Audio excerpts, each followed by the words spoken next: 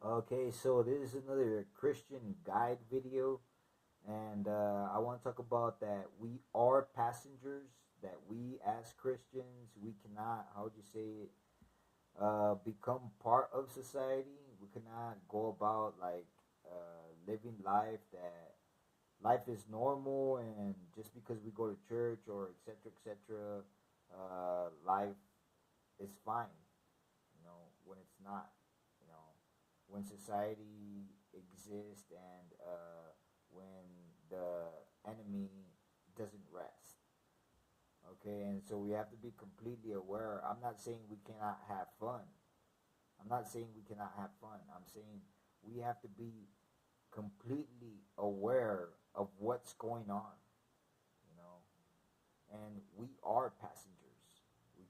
We're not gonna live a life like everybody else, where people have, where they enjoy 2, 3 vacations in a year. You know, that's not for us. You know what I'm saying? That's not for us. You know what I'm saying?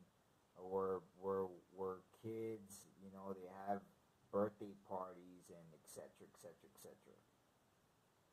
That's not for. I mean, I never lived that, so I have come to accept that it's not for me.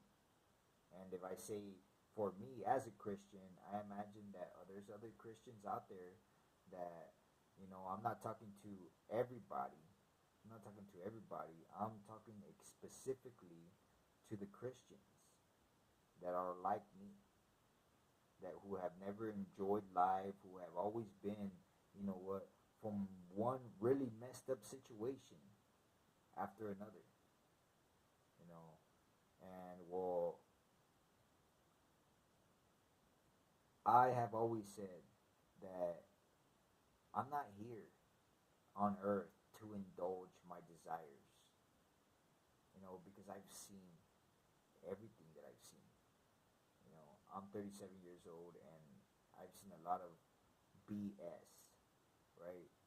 And so I'm not here to indulge my desires. I'm not here to to judge. I'm not here to forgive. I'm here to survive. You know, I'm here to survive. Uh, because if you get caught up with buying materialistic stuff and buying this and buying that, little do you know, you're in a situation that you're not gonna be comfortable with, you know, and so it's better focusing on just the simple stuff and making it through life than being part of any group or association that has a lot of money, you know, and so uh, I would say that I'm here to survive, to stay away from sin, absolutely, from gossipers, from people that are negative, you know, from from from from the enemy and its society and all its pawns, to stay away from them, or to keep them from fulfilling their goal of condemning my soul. You know, I'm not gonna allow them. I'm not gonna be there talking to them when I know what they are, what they do.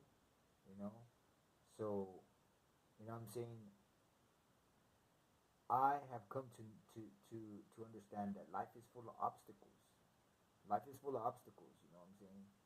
Things are gonna happen in life that are gonna seem unjustifiable. You know, uh, losing a job, getting a promotion. You know, whatever. Someone else getting a promotion versus you getting a promotion, whatever it is, things are gonna happen that are unjustifiable. You know what I'm saying? They've happened to me my entire life. My entire life. You just say it happens to you once or twice or 3 times in your life. My entire life, it's happened to me. You know what I'm saying? For example, this is just an example. I've been arrested, so many times for no reason. For no reason whatsoever. And so, at first, it was like, hey, you know what? I'm here for no reason. Can I leave? Can I leave? They're like, we're handling your case.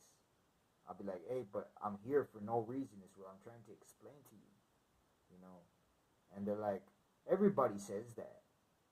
That's what happened at first, but then it just kept happening and it kept happening and it kept happening. I was like, hey, you know what? I'm just used to it. I'm arrested for whatever reason, for no reason whatsoever, like always, and I'll be out in a couple hours. That's it. You know, get straight to the point. Don't make a big fuss about it. I guess they wanted me to like react or something like, hey, I'm here for no reason or something. No, I got used to it. And so there's always an obstacle or obstacles. You know, we aren't like everybody else. Society in percentage, they live a wonderful life. You know, a great part of society, you know, lives a wonderful life. Something that I have never come close to. I mean, dogs alone.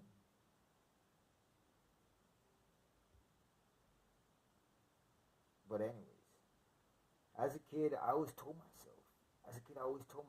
Hey, you know what? What is the worst that can happen to me? I mean, I'm, I'm not the smartest kid in school, but I'm pretty sure that I will never do drugs. I will never, become an alcoholic. I would never, what I'm saying? I will never do any of these things. I'll never rob a bank. I'll never kill anybody. So what's the worst that can happen to me? My life is set. But when society in general stands against you, and very similar to Job, where Job, he has to leave. He has to leave Sodom and Gomorrah. He has to leave. Why?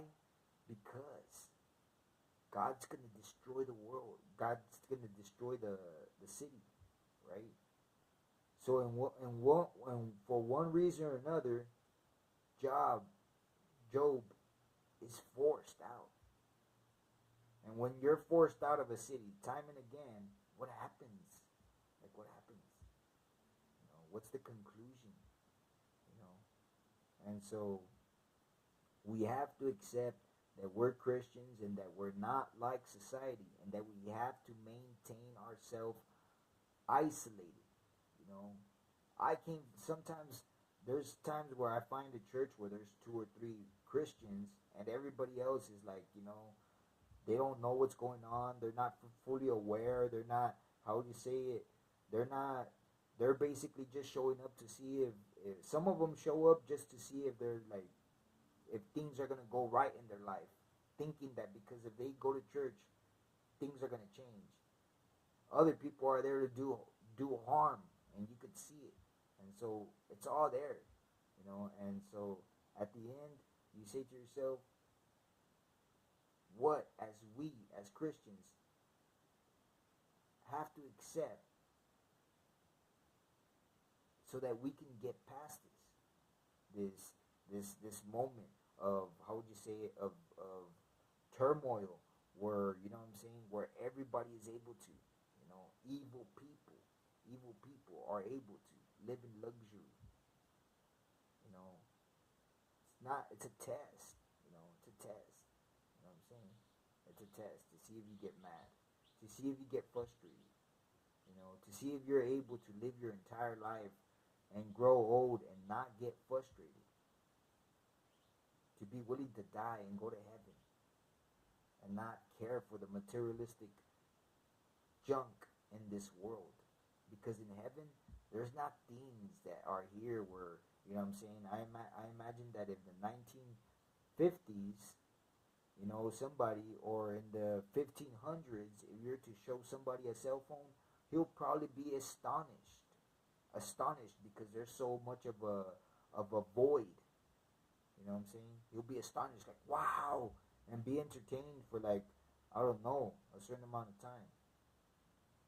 We, like, if they invent a new cell phone next month, that cell phone, I don't know what it would look like, but that cell phone, sooner or later, it's going to get old. The next cell phone will be there, the next month, there'll be another cell phone. The next year, or I don't know how long it takes for them to make cell phones. But but no one's going to be astonished. You know what I'm saying? In heaven, there's things that you will be astonished about. That you can't even think. People can't even think about, can't even imagine what it's like to be in heaven. So people are too focused. Here, I think as Christians, I at one time was too focused on everybody else roaming around in aircon SUVs. Meanwhile, you know what I'm saying? Heaven is there waiting. You know, all we have to do is maintain, not get agitated. I've never had nothing.